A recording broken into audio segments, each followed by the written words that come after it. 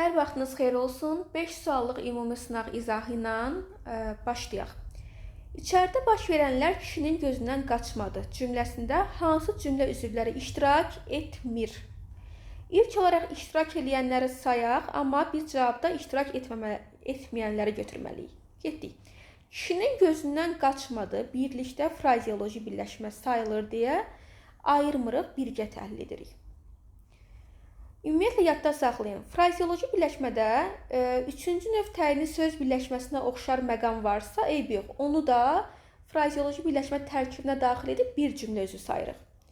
İçəridə baş verənlər hissəsində də fe'li sifət özünə tərkib götürüb deyə fe'li sifət tərkibi də var.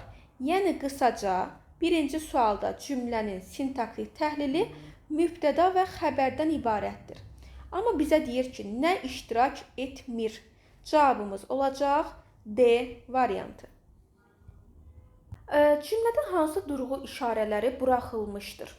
O, Samir'in cibinə bolluca pul qoyub, dialoq modelində də görürük. Dialoq olduğu zaman heç oxumadan mütləq şəkildə birinci cümlənin sonuna qoşa nöqtə, ikinci cümlənin qabağına tire qoymalısınız. Bu bir qaydadır, dəyişməyən qaydadır. Dedi, ortada gəlibsə, hər iki tərəfdən vergül tire qoymalısan. Get, dedi, baxdını sına, fikir bitdisə vergül. Amma heç inanmıram ki bağlayıcısa vergül.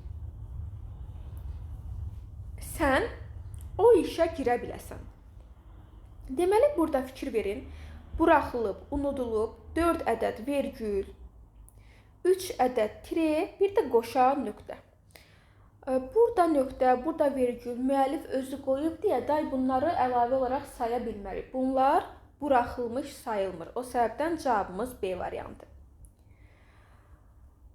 Davam edək. Üçüncü sualla davam edək. Uyğunluğu göstərək.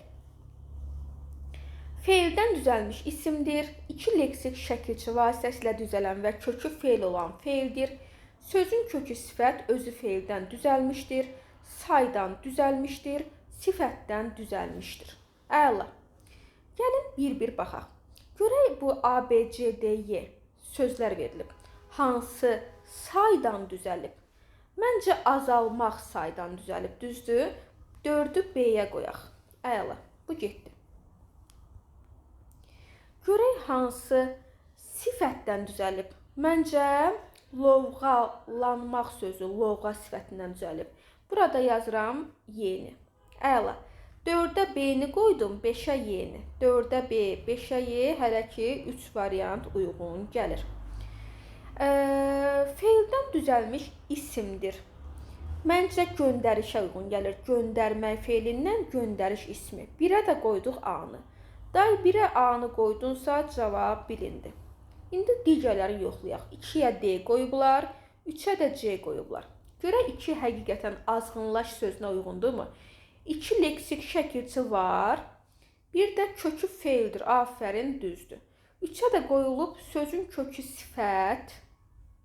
Bəli, özü feildən düzəlib. Bəli, düzəlt sözü düzəlmək feilindən düzəlib. Cavabımız oldu B variantı. Bu sual tipi üçün sizin bilməli olduğunuz qayda qanunlar nələrdir? Söz nədən düzəlib? Sözün kökü hansı nitq hissəsidir? Bu qaydaları bilsəz, bir də əlbəttə ki, sözü düzgün tərkibinə görə təhlil etməlisiniz. 4-cü sualla davam edək. Hansı bəndə verilmiş sözlərin tərkibində eyni səs müxtəlif hərflərlə ifadə olunub? Gəlin C-dən başlayaq. Kənddə, bir də mətbəə. Bəli, hər ikisini tələffüz etdim. Mətbəə bu formada. Görürəm ki, bu C variantında həqiqətən də eyni səslər var. Amma bu eyni səslər müxtəlif hərflərlə ifadə olunub. Bunu sənə bir söz verib o sözün içində də səni çaşdıra bilərlər. Məsələn, yazıram bura nə? Hətta yazıram, tələffüz edirəm, hətta.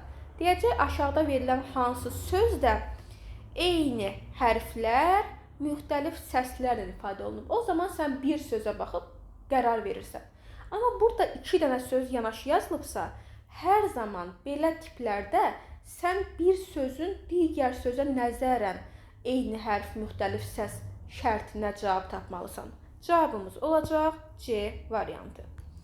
5-ci sualla davam edək. Bu 5-ci sual qəbul sualı olub 2023-cü ildə. Başlanğıc forması amonim olan sözlərin sayını müəyyən eləyin. Baxın, əgər sizdən soruşsam ki, hansı variantda amonim hesab edə biləcəyim sözlər var, o zaman bir mənası əsas, bir mənası köməkçi, belə rahatlıqla variant seçim edə bilərsiniz. Amma məhz başlanğıc forması amonim olan sözlərin sayını istəyirəmsə sizdən, elə sözlər tapmalısınız ki, onların mənaları əsas nitq hissəsi kimi qalsın. Çünki köməkçi nitq hissələrinin başlanğıcı yoxdur. O səbəbdən də baxaq. Qoy sözü feil və ədatdır. Dedi axı, ikisi də gərək əsas nitq hissəsi olsun. Məhz bu şərti verirsə bizə. Gör, ədat və feildir, bu da olmaz. Baxaq görə başqa nələri, bax, hamısı fikir verin, digərlərinin hamısı elə əsaslar qaldı. Amma indi tələsib hamısını da götürmək olmaz və yaxud da kökə baxmaq olmaz. Məhz yerdə qalanların başlanğıcına bax, qərar ver, gör, amonimdir yoxsa yox. Yanğın amonim deyil, yara amonimdir. Biri var işimə yaramaq mənasında, yaramaq sözü. Bir var qolumdakı yara mənasında.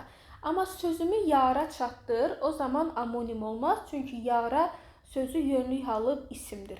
Biz yara, sözümüzü yara çatdıranda onun başlanğıcı yar olur. Yəni qısaca yara sözü, yara, qoldakı yara mənasında, işimə yara mənasında amonimdir.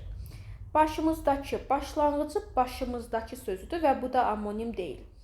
Gözlərim, başlanğıcı göz sözüdür və bu da amonim deyil.